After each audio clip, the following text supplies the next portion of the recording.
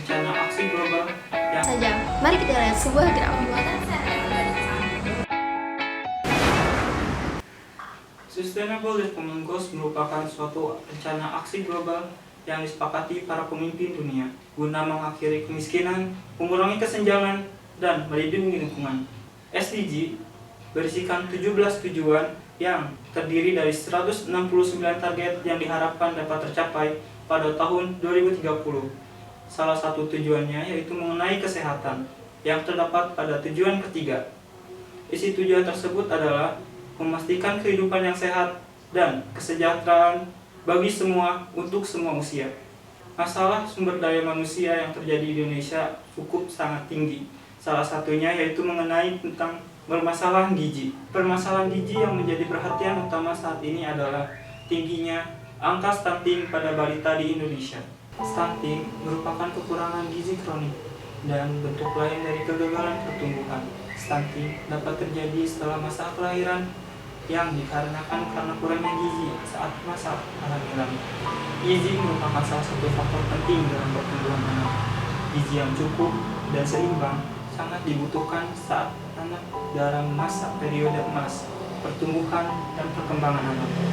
Menurut hasil data stunting di Indonesia yang dilakukan oleh PSD maupun di Kesdas, angka stunting di Indonesia mengalami penurunan. Namun, hal tersebut masih cukup terbilang tinggi karena menurut WHO maksimal standar stunting yaitu 20%. Lalu, bagaimana dengan Kabupaten Banyumas?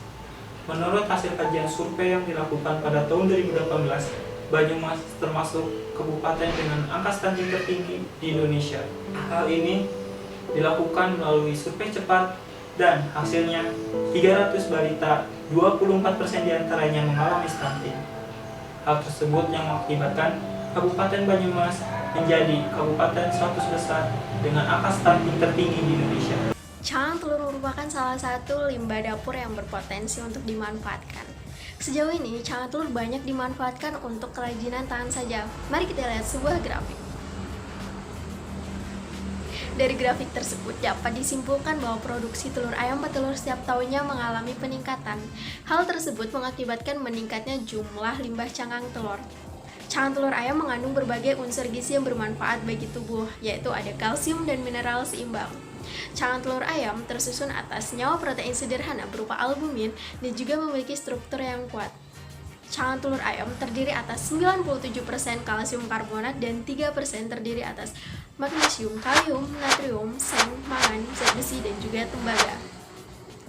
Gizi yang cukup dan seimbang sangat diperlukan pada periode emas pertumbuhan dan perkembangan anak. Periode emas tersebut dimulai sejak anak masih dalam kandungan hingga usia 2 tahun. Kekurangan zat gizi pada periode emas tersebut mengakibatkan berbagai masalah, salah satunya yaitu anak gagal tumbuh, sehingga mengakibatkan anak memiliki tinggi yang lebih pendek dari standar, atau biasa dikenal dengan stunting. Maka dari itu, tim kami mempersembahkan Serbumil, sereal ibu hamil berbahan dasar limbah cangkang telur ayam, sebagai upaya pencegahan stunting di Kabupaten Banyumas. Pembuatan sereal dari cangkang telur terdiri dari 2 tahap. Tahap yang pertama yaitu pembuatan tepung cangkang telur. Pertama, cangkang telur dibersihkan, kemudian dikecilkan ukurannya. Setelah itu direndam pada aquades pada suhu 100 derajat Celcius selama 15 menit. Kemudian setelah selesai, cangkang telur direndam kembali menggunakan pelarut pada suhu 60 derajat Celcius selama 3 jam dengan perbandingan cangkang banding pelarut yaitu 1:2. Setelah itu, kemudian cangkang telur dikeringkan, diletakkan pada kabinet dryer pada suhu 50 derajat Celcius selama 3 jam. Setelah kering, kemudian cangkang telur dihaluskan menggunakan mixer. Setelah itu, tepung cangkang telur diayak menggunakan ayakan 80 mes. Tahapan yang kedua yaitu pembuatan sereal. Pertama, dilakukan dengan cara mencampur semua bahan yang digunakan, yaitu tepung cangkang telur, tapioka, pati, susu bubuk, coklat bubuk, gula halus, garam halus, dan soda kue. Kemudian ditambahkan air dingin secukupnya dan diaduk. Setelah agak merata, ditambahkan lagi dengan air hangat dan terus diaduk. Setelah itu adonan dimasak sambil terus diaduk hingga kalis. Setelah adonan kalis, kemudian dicetak berbentuk bulat pipi dengan ukuran diameter 2 cm. Setelah itu di oven hingga kering jumlah air 3%.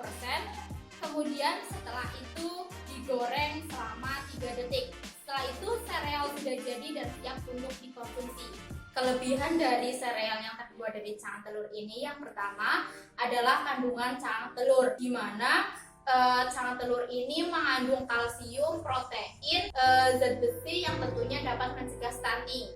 Kemudian yang kedua dapat mengurangi limbah cangkang telur yang ada dalam masyarakat. Yang ketiga dapat meningkatkan nilai jual cangkang telur itu sendiri. Cangkang telur mengandung gizi yang dapat digunakan untuk mencegah stunting. Pemanfaatan cangkang telur yang dianggap sebagai limbah dapat digunakan untuk mencegah stunting. Terima kasih, demikian presentasi dari kami. Wassalamualaikum warahmatullahi wabarakatuh.